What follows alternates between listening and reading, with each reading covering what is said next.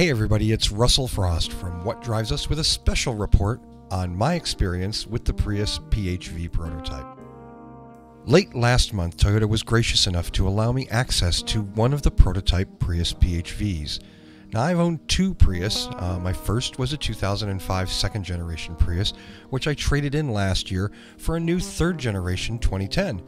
I have more than 16,000 miles on that 2010, so I'm pretty familiar with this PHV. Now, why? Well, basically, this prototype is a 2010 Prius with the plug-in modifications made to it. As the third generation Prius has received enormous press coverage, I'm only going to discuss the aspects of the vehicle unique to this prototype. If you want to read another excellent article on the PHV prototype, I highly recommend visiting PriusChat.com and reading Tony Schaefer's Dr. Rangelove, How I Learned to Stop Pumping and Love the Plug. Tony's piece is detailed with lots of technical information that I'm going to gloss over in this report. Instead of the single nickel metal hydride battery pack that lives under the back seat of my 2010 Prius, this PHV prototype has three lithium-ion cell packs, one under the back seat and two under the back deck area where the spare tire is normally stored. In total, that's 100 extra pounds of batteries, more than the standard 2010 Prius. And keep in mind, lithium-ion cells store about 3 times the energy in the same space and with less weight than nickel metal hydride.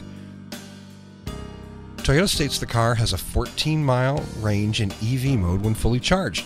I found this to be mostly accurate, which is to say conditions vary significantly, and I have little doubt some people may be able to wring more distance out of the batteries, just as some will find out that they can't quite seem to get that. As several of my friends on What Drives Us have already attested driving the Prius PHV, it is possible to get some very impressive MPGs out of the vehicle. My goal wasn't to see if I could beat them. My goal was just to drive it as I would my own Prius and see what happened. There are excellent arguments that a 14-mile EV range is usable. I won't contest them other than to say I was somewhat surprised that, for me, it really was not adequate. Once you get an EV mode, you want more of it. Driving an EV mode on the freeway or through the city streets is fun. I want more. And I think most car buyers will as well. I'm not refuting anyone's argument about the range. I'm only saying that for me, and I think for most owners, once they have a chance to experience 14 EV miles, they're going to want more. The redeeming fact is that the vehicle charges from empty to full in a mere 3 hours from any standard 110 outlet. If your commute is 14 miles or less and you can recharge at work, you're golden. If you can't, I think you're left feeling somewhat unfulfilled when the EV gauge hits 0 miles remaining. I was. Toyota has truly perfected switching between electric and hybrid modes in this vehicle. It was frighteningly difficult to determine what was powering the vehicle without glancing at the display.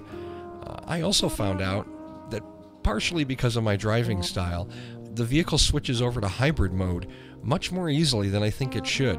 One needs to have a very light and sensitive foot on the accelerator to keep the vehicle in EV mode. Of course, that presupposes you're trying to stay in EV mode.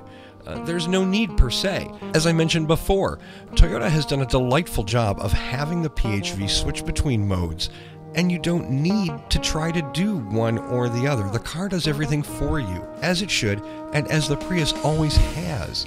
In this sense, the prototype PHV is the perfect next step in Prius evolution. Now, I thought my test vehicle was a little bit louder in the interior than my 2010. Part of that might be leather seats in my vehicle versus cloth in the prototype. I thought the suspension felt a little stiffer than in my 2010. That would make some sense given a little extra battery weight. It may have also just been the way the car was set up. Overall, I think the PHV is a marvelous car. However, I think there's some serious questions raised by this vehicle. How will it be priced? Since this is just a prototype, how will the final production version differ from this one? Will the range be different in the final version? These are huge questions, and it's difficult to assess the vehicle in objective terms without knowing the answers. Toyota has resisted the marketing opportunity so many other car companies have fallen victim to. They have not publicly talked about what the final production version will be. They're running these field tests, some 600 vehicles all around the world right now, and they'll develop a car based on that information. So I would say kudos to them for taking what I would consider to be a more straightforward approach than promoting a finished production vehicle and hoping that your prototype testing supports that. In the end, I don't think Toyota will have problems selling this car. It's not unreasonable to conjecture that it will be made in limited numbers, and even though there will certainly be a price disparity between the standard Prius and the PHV, the folks who want a PHV will likely pony up and not complain. I think Toyota is going to make a great PHV for a lot of people, but from what I can see of this prototype, it's not going to be the mainstream vehicle that the third generation Prius is, and I don't think Toyota intends it to be. I think it's going to satisfy a small niche of Prius enthusiasts who might otherwise be spending a significant sum on an aftermarket plug-in solution. Thanks for watching this video. Check out the What Drives Us podcast for weekly news on the advanced tech car movement. I'll see you there.